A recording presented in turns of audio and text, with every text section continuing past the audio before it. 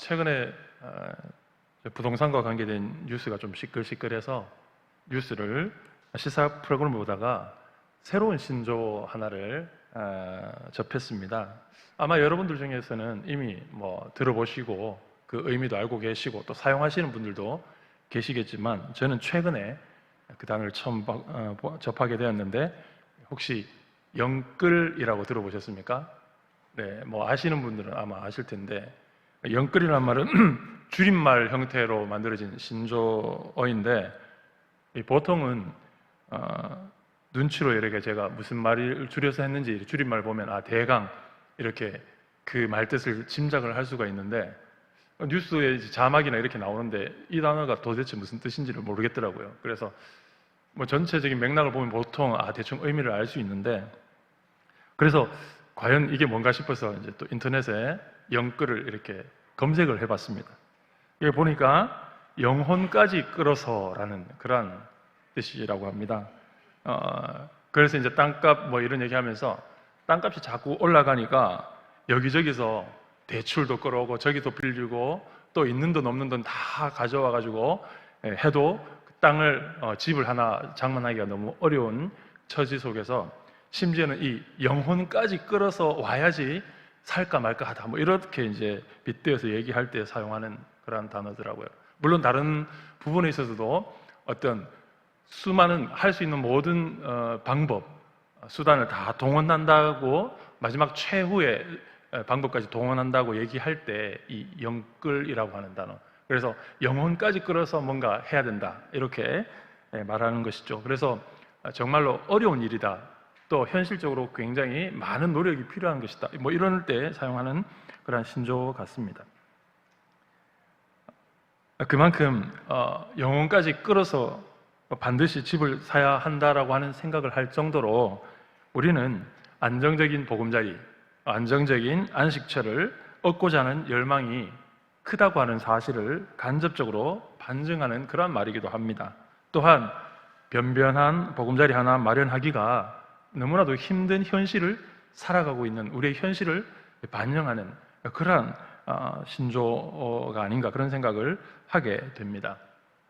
오늘 본문의 말씀, 우리가 묵상할 이 시편의 시인 역시도 우리와 마찬가지로 지금 자신의 삶의 거처가 안정되지 못하고 매우 불안하고 그런 상황 속에, 현실 속에 살아가고 있습니다. 오늘 그 84편 시편 시작 전에 표제를 보게 되면 오늘 본문의 이 시는 고라자손이라고 하는 시다라고 하는 것이 표제에 기록되어져 있습니다. 그러니까 이 시를 기록한 사람이 고라자손이라는 사실을 표제에서 밝히고 있는데, 여러분, 고라자손은 레위 지파의 후손입니다. 레위의 증손자였던 이 고라를 이름 빗대서 그 이후에 계보의 자손들을 고라자손이라고 하는데, 여러분, 우리가 아시는 것처럼 고라자손은 아론과 모세에게 대항하여 반역했다가 벌을 받고 죽게 되는 사람이 바로 이 고라입니다. 그러나 이 고라의 후손들은 레위 가문으로서 성전의 많은 일들을 담당하는 사람들로 섬겨왔습니다. 나중에 다윗의 시대에 이들은 성전 문을 지키는 문지기로서 지키는 임무를 부여받았다는 사실을 우리가 역대기서 말씀을 통해서 확인할 수가 있습니다. 자, 그런데 지금 이 시인이 이 시를 적고 있는 현실은 바로 그 성전을 마음껏 드나들 수 없는 형편에 있다는 것이죠. 아마도 아수르나 바벨론의 포로의 시대를 살고 있기 때문에 이렇게 된 성전을 드나들 수 없는 형편이라고 많은 신학자들은 이런 배경을 설명을 합니다. 그래서 오늘 본문은 성전을 사랑하고 사모하는 마음을 아주 애달픈 정서로 노래하고 있는 그러한 시라고 말씀을 드릴 수가 있는데요. 시인은 이제 서두에서부터 하나님의 성전이 얼마나 사랑스러운지 이렇게 표현하고 있습니다. 그래서 2절에서도 내 영혼이 여호와의 궁정을 사모하여 쇠약함이며 이렇게 노래하고 있는데, 서두에서 말씀드린 것처럼 오늘날 신조어로 보자면 바로 이 2절이 영끌해서 영혼까지 끌어서 하나님의 성전을 사모하는 시인의 마음이 표현되어져 있다, 이렇게 볼 수가 있는 것입니다. 영혼이 그것을 얼마나 사모하고 바라고 기다렸든지 마치 쇠약해져서 그 심정이 완전 쇠약한 지경에 이를 정도로 하나님의 성전을 사모하고 바라보고 있다는 것이죠. 왜 그렇겠습니까? 정상적이라고 한다면, 지금 정상적인 삶의 형태로 살아가고 있다면 이 레위 족속이었던 이 고라 자손은, 이 시를 기록한 시인은 원래 정상적인 상태라면 언제나 성전 언저리에 거하는 사람이었습니다. 그래서 언제나 성전 인근에 자신의 삶의 거처가 있었고 삶의 안식처가 있는 사람, 그런 신분상의 특징을 가지고 있는 사람이었지만, 그러나 지금 이 순간에 그 성전을 마음껏 드러나들 수 없는, 성전에 들어갈 수 없는, 성전에 출입할 수 없는 그런 상태에 있다는 것이죠. 그래서 그 타양 먼 곳에서 성전을 늘 생각하고 성전에 하루라도 들어가고 싶은, 그곳에서 하나님을 만나고 싶어하는 열망, 그 사모함이 너무 간절해서 마음이 쇠약할 지경에 이르렀다는 것이죠. 바로 이러한 시인의 이 감정, 이러한 정서가 사실은 84편 전체의 12절까지 말씀 속에 잘 녹아 있습니다. 그래서 12절을 전체를 읽어보시면 시인이 성전을 사모하는 열정, 그 열망이 얼마나 간절한 것인가 하는 것을 우리가 쉽게 발견할 수가 있는 것이 바로 이 시편 84편입니다. 그런데 이렇게 성전을 그리워하고 사모하는 마음을 오늘 시인은 두 종류의 작고 하찮은 새들의 자유를 부러워할 정도로 성전을 사모한다고 노래하고 표현하고 있습니다. 3절 말씀을 보니까 나의 왕, 나의 하나님, 만군의 여호와여, 주의 제단에서 참새도 제집을 얻고 제비도 새끼둘 보금자리를 얻었나이다. 자신의 이 마음, 성전을 향한 이 마음, 또 그 성전을 향하는 이 마음이 얼마나 복된 것인지를 표현하고 노래하는 데 있어서 아주 작고 하찮고 보잘것없는 세 종류를 언급을 하고 있습니다. 시인은 어떤 이 시의 대구상, 운율상 두 종류의 새를 얘기하고 있고 조금 다른 것을 얘기하고 있는 것처럼 보이지만 사실은 큰 공감대 속에서, 큰 그림 속에서 이 두 새는 작고 하찮고 보잘것없는 새로, 작은 새로서 예시를 들고 있는 것입니다. 그런데 이 시인은 이렇게 보잘것없는 시, 평소에 거들떠 보지도 않는 이 두 종류의 작은 새를 매우 부러운 시선으로 지금 보고 노래하고 있다는 것입니다. 시인이 왜 이렇게 평소에는 그렇게 소중하게 관심도 없었던, 거들떠 보지도 않았던 이 두 종류의 새를 부러운 시선으로 이렇게 노래하며 자신의 애달픈 그런 마음을 표현하고 있을까요? 시인이 참새와 제비를 이토록 부러운 시선으로 바라볼 수밖에 없는 이유는 단 한 가지입니다. 바로 새들은 적어도 자신보다 자유롭게 날아서 언제든지 성전을 출입하고 드나들 수 있다라는 상황으로 보이기 때문입니다. 여러분, 여기서 우리가 조금 더 주목할 것은 바로 이 비록 하찮아서 사람들에게 그냥 값싸게 양식으로 팔려질 수 있는 그러한 참새도, 그렇게 거래되는 참새도 성전에서 제집을 얻고 있다는 사실입니다. 여러분, 시인은 오늘 본문에서 참새가 제집을 성전에서 얻는다라고 노래하면서 표현을 하고 있는 것 중에 주목할 것은 참새가 제집을 얻고라고 표현하고 있다는 것입니다. 참새가 제집을, 둥지를 만들고 둥지를 트고라고 표현하고 있지 아니하고 이렇게 표현하고 있다는 것이죠. 참새가 성전에서 제집을 얻고라고 표현하고 있다는 것입니다. 여러분, 히브리어 원어에서 이 단어는 만나다, 찾다, 얻다라고 하는 이런 의미의 단어입니다. 그래서 거의 대부분의 영어 성경에서 이 히브리어를 번역함에 있어서 영어에 find라고 하는 단어를 사용하고 있습니다. 참새가 자신이 거할 초소와 안식처인 집을 만들었다가 아니라 발견했다는 것입니다. 찾았다는 것입니다. 그래서 우리말 성경에서는 얻었다라는 표현으로 잘 번역하고 있는 것입니다. 참새가 찾았다라는 것, 발견했다는 것은 무엇을 전제하고 있습니까? 이미 그곳에 참새를 위한 예비된 참새를 위한 집이 있다라는 것을 전제하고 있죠. 없는 것을 찾는 것이 아니라 그곳에 이미 예비되어져 있었는데 참새가 성전에 들어가서 그곳에서 자신을 위한 처소가 예비되어져 있음을 발견했다. 이것이 오늘 본문에서 시인이 참새를 빗대어서 부러워하는 시선으로 말하고 있는 것이고 확신을 가지고 노래하고 있는 것입니다. 사랑하는 성도 여러분, 우리는 지금 이 시편의 시인처럼 삶의 터전이 불안하고 위태로운 세월을 살아가고 있습니다. 그렇지만 오늘 이 말씀을 통하여 우리에게 하찮고 보잘것없고 아무도 거들떠보지 않는 참새 한 마리를 위한 가장 안정적인 그리고 평안한 안식처가 성전에 예비되어져 있다는 사실을 통하여서 저와 여러분에게도 가장 안전하고 평안한 행복이 머무는 하나님이 예비하신 장소가 이 성전을 찾을 때에 발견될 수 있음을 깨닫게 되시기를 소망합니다. 우리의 행복, 우리의 즐거움, 우리의 안식이 우리의 노력, 우리의 애씀 끝에 주어지는 것이 아니라 성전을 찾는 열정, 성전을 사모하는 그 열정이 우리한테 회복되기 시작해서 그 성전을 찾기 시작할 때, 그 마음으로 하나님의 성전을 바라보기 시작할 때에 우리 안에 그 성전을 찾는 그 일과 속에서 그 성전 안에서 우리에게 이미 예비되어져 있는 하나님의 가장 안식처가 되는 그러한 처소가 우리에게 주어진다는 사실을 우리가 말씀을 통하여 깨닫게 되는 것입니다.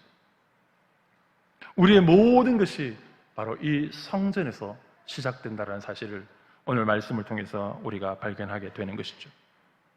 우리는 우리의 문제가 이 근본적으로 성전을 찾으면서 성전에 계신 하나님을 만나는 것에서부터 해결되어진다는 사실을 오늘 말씀을 통해서 발견하게 된다면 우리의 근심과 염려와 모든 것이 사라지게 될 것입니다. 그런데 우리에게는 또 하나의 깊은 근심이 있습니다. 우리는 우리의 문제에만 매달려 사는 사람들이 아니라 우리에게 주신 귀한 자녀들, 우리의 후손들에 대한 염려와 근심이 우리의 삶의 깊은 근심으로 누구에게나 있습니다. 누구나 자녀들에게 우리보다 더 안정적인 삶을 물려주고 싶고 그러한 안식처를 주고 싶은 것이 부모의 심정입니다. 그래서 우리가 공부하지 않는 자식들을 매를 들어서라도 공부하도록 독려하고 있지 않습니까? 어떻게 해서든 내가 열심히 아등바등 벌어서 아끼고 벌어서 그것으로 좋은 것을 우리의 자녀들에게 물려주고 싶은 심정이고 실제로 우리는 그것을 실천하고 살아가고 있고 바로 그것이 우리의 끊임없는 근심이라는 사실이죠. 그런데 오늘 본문의 말씀은 무엇을 말씀하고 있습니까? 제비도 새끼들 보금자리를 얻었다라고 시인은 선언하고 있습니다. 우리가 성전을 바라보고 그 성전에 계신 하나님의 임재 가운데 나아가기 시작할 때에 그 뜨거운 열망으로 하나님의 은혜를 사모하는 마음이 우리 가운데 일어나기 시작할 때에 우리에게 안식과 평안이 임할 뿐만 아니라 우리의 자손 대대로 주시는 우리 자손을 위해 물려주고 싶은 보금자리, 세상에서 감히 흉내낼 수 없는 그런 안전한 보금자리가 우리의 자녀들에게 그 성전에 이미 예비되어져 있다. 하나님의 계획 속에, 하나님의 은혜 속에 예비되어져 있다, 계산되어져 있다, 마련되어져 있다, 이렇게 말씀하고 있다는 것이죠. 주님께서 우리를 위해서 죽으시고 부활하신 후에 다시 올라가실 때에 우리에게 말씀하신 것은 무엇입니까? 내가 너희를 떠나가는 것은 처소를 예비하기 위해서 가신다고 말씀하고 계십니다. 하나님은 우리에게 하나님께 나오는 모든 자들에게 가장 안전한 처소를 우리에게 미리 예비해 놓고 계시는 분이심을 오늘 이 시인의 짧은 노래 속에서 우리는 발견하게 되는 것입니다. 우리가 종종 머리가 나쁜 사람들을 좀 폄하해서 말하게 될 때에 새와 비교를 하게 됩니다. 강단에서 순화해서 말하면 머리 나쁜 사람을 새머리 이렇게 말을 하는 것이죠.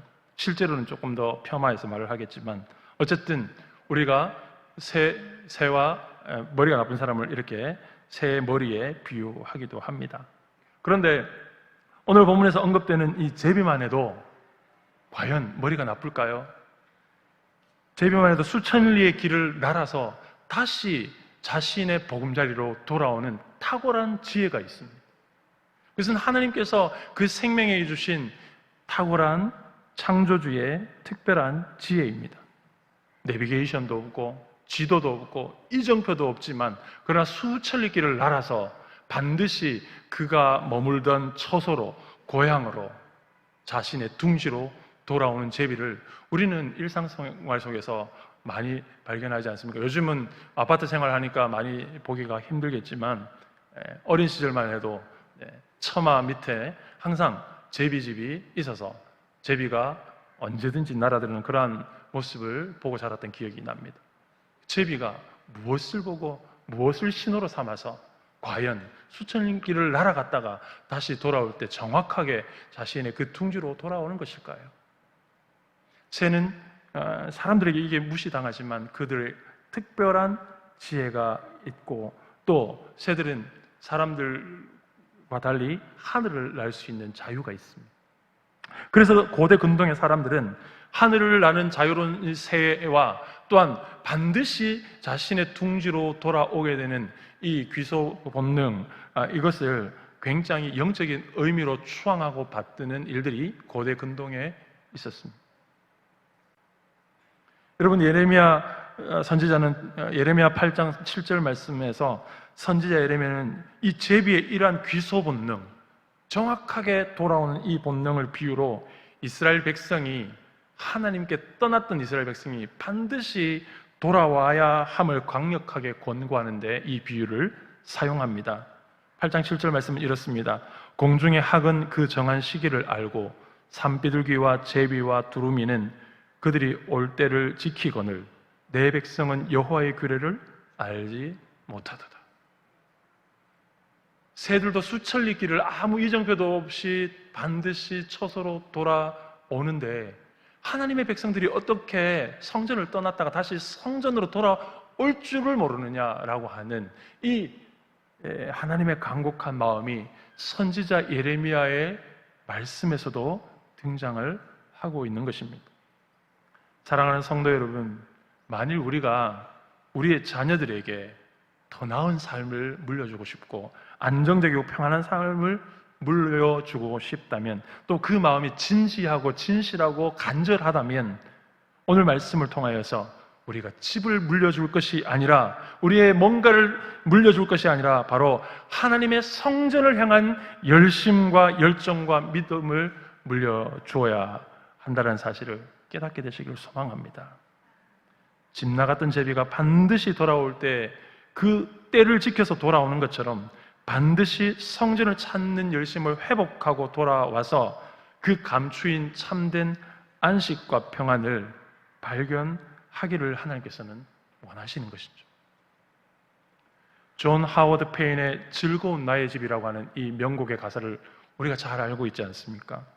즐거운 곳에서는 날 오라 하여도 내 쉴 곳은 오직 내 집뿐, 내 하나님의 성전에서 발견하는 내 집뿐임을 깨닫게 되기를 소망합니다.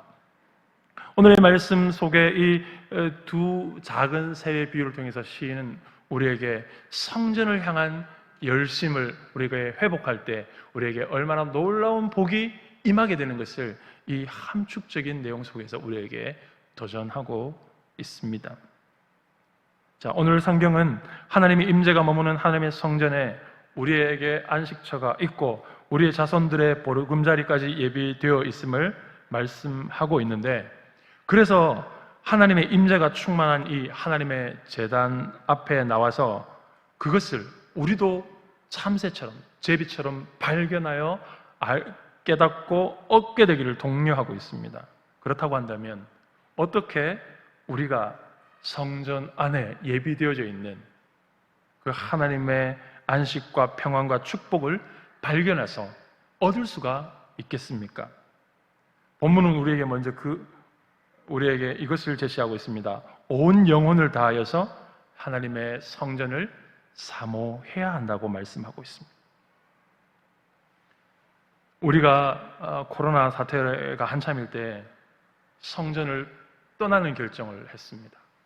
힘든 결정이었고 어려운 결정이었지만 어쩔 수 없는 결정으로 성전을 떠나 각자 처소로 돌아갔고, 각자 처소에서 우리가 온라인으로 함께 예배를 함께 했습니다.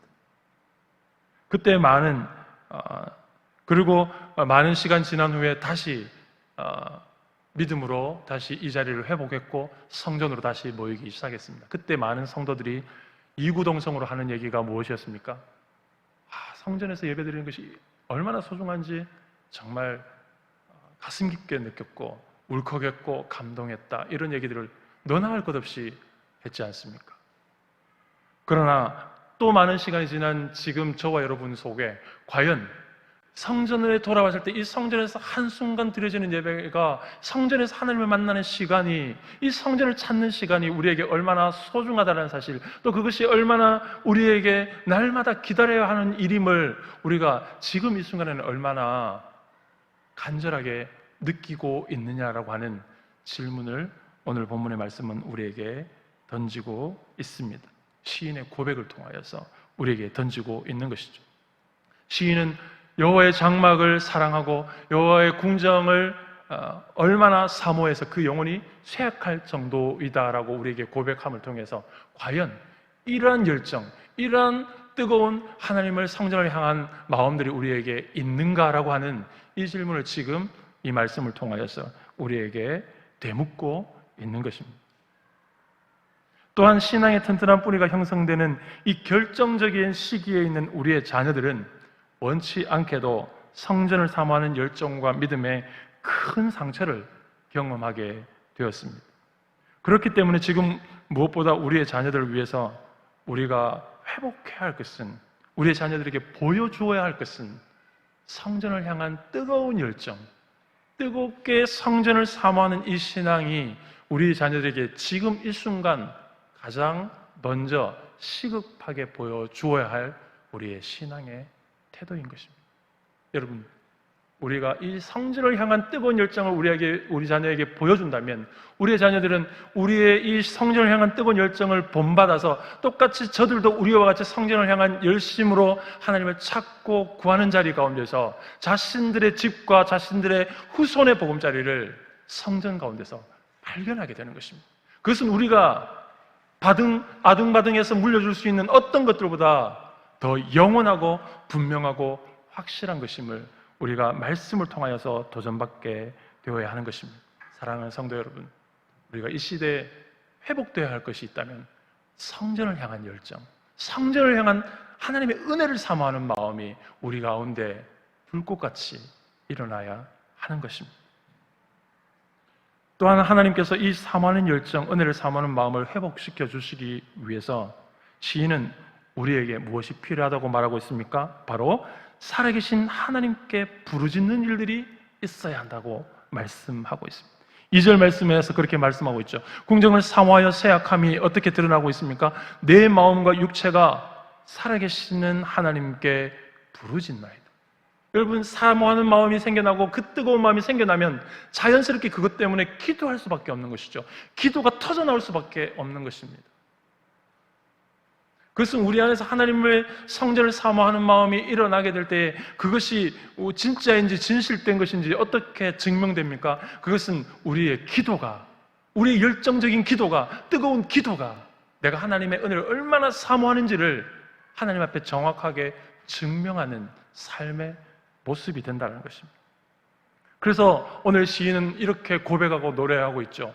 우리가 비록 삶의 모든 터전들이 흐트러진 이런 상황 가운데, 그래서 불안하고 염려 가운데 있는 이때에 우리는 더 시인의 고백과 같이 믿음의 사람은 이렇게 고백적인 삶을 살아야 한다고 자신의 고백을 우리에게 보여주고 있는 것입니다. 하나님의 성전, 그 성전에 계신 하나님을 열정적으로 바라보고 사모하는 뜨거운 마음으로 주의 제단을 찾아 기도하는 사람이 되어야지 세상에서 줄 수 없는 하나님이 예비하신 처소를 우리가 누리며 살아가게 된다는 것이죠. 지금 우리의 삶이 총체적으로 어렵고 힘들지만 이럴 때일수록 더욱더 우리에게 필요한 것은 성전을 찾아 기도하는 것임을 오늘 말씀을 통해 우리 모두가 깨닫게 되기를 소망합니다. 비록 우리의 삶이 눈물 골짜기를 지나가는 삶일지라도 성전을 찾아 기도하는 성도에게는 샘물과 이른비가 복으로 채워지는 삶이 될 것입니다. 사랑하는 성도 여러분, 말씀을 마무리하기를 원합니다. 새들도 성전에서 제 집과 보금자리가 있음을 알고 반드시 성전으로 돌아오듯이 하나님의 성전에 우리의 집과 보금자리가 있음을 깨닫게 되시기를 깨달으시고 확신하셔서 성전을 찾으시고 기도의 제단을 회복하시는 저와 여러분이 되기를 소망합니다. 반드시 우리의 참된 안식과 평안과 행복뿐만 아니라 우리의 자녀들에게 예비된 축복과 은혜를 오늘도 이 기도의 자리에서 발견하게 될 줄 확신합니다.